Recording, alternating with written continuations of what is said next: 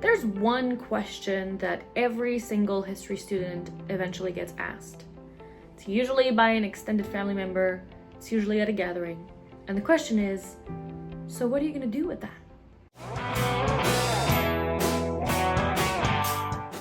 Hello everyone, my name is Emily. Welcome back to Death Before Decaf, and today I want to address the dreaded question. The moment you say you're in graduate school for history, people look at you like you just announced that you're training to become something like a medieval blacksmith. They're like, oh, that's nice. What job does that lead to, with that, sound of concern in their voice? And it's become such a cliche that history students almost prepare a speech in advance to avoid having to blah, blah, blah, blah, on the spot. It could be, no, I'm not necessarily looking to be a professor. Yes, there's other jobs. A lot of babbling mostly, but today I want to answer that question, not because I think that history students need to justify their existence by any means, but I think because the question itself misses the point. So here's the thing, right? Nobody asks engineering students, so what are you going to do with engineering? Or business students, what are you going to do with a business degree? We assume that those degrees are useful. History has somehow become one of those degrees that people think is interesting but impractical. And I don't think that's true. And I also think that history departments haven't done an excellent job explaining what historians actually do.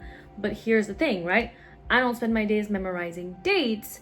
I spend my days solving problems and investigating and building so many other soft skills around that. So let's take, for example, a random Monday. I'm reading 19th century newspapers. I'm comparing conflicting eyewitness accounts. I'm trying to determine whether a certain story is historically plausible using outside context and information. I'm building arguments with incomplete evidence or from incomplete evidence. I'm finding patterns across hundreds of sources, writing, rewriting, questioning my own conclusions. None of this is memorizing anything. This is investigation. Historians are basically doing detective work, except everyone involved is dead. Or mostly. And that's ultimately the biggest misconception about history.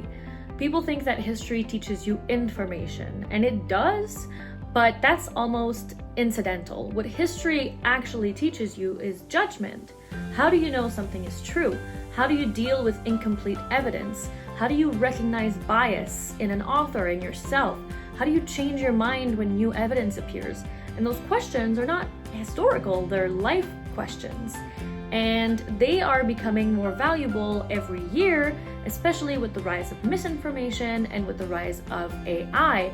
When people complain that kids can't think critically anymore, that's because they haven't touched the humanities enough. Now let's get practical for 1 second, because I don't want the title of this video to be clickbait.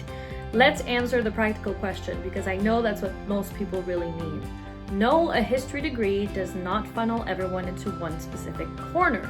But that's actually one of its strengths. Some historians do become professors or lecturers.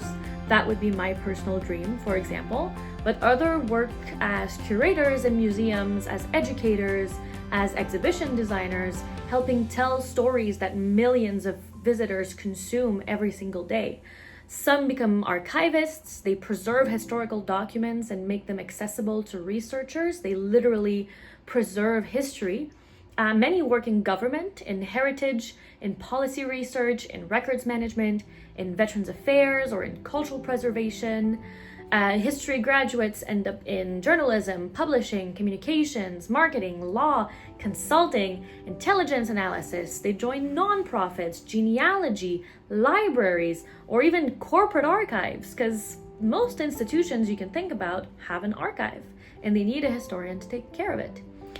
I'm a bit of an example of that. My current full-time job is not as a historian, at least for now anyway, since I'm an early career scholar, but I work in marketing and communications, and every single day I research, I analyze audiences, I write and tell stories, I evaluate evidence, and I communicate complex ideas in a clear way. And those are all skills that I developed studying history.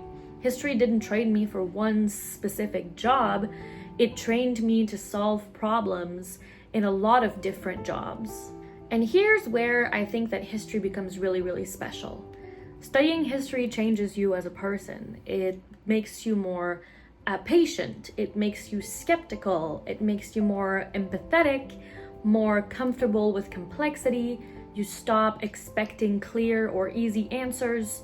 You realize that brilliant people have disagreed for centuries, and you become okay with saying, I don't know. And ironically, that's one of the smartest things you can learn to do.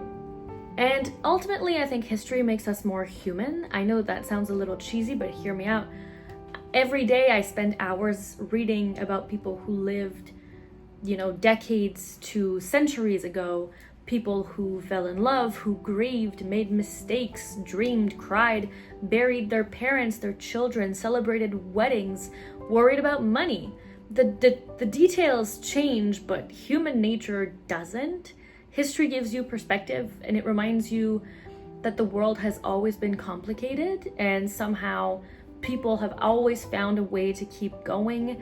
And in these, recent days where things seem so unprecedented and dramatic, and don't get me wrong, they are, reading history and engaging with history makes you realize that we might have gone through worse before, and as humankind, we made it through. Now, would I recommend spending 6 figures on a history degree without a plan? No, of course not. Graduate school is extremely expensive. The academic job market is very difficult.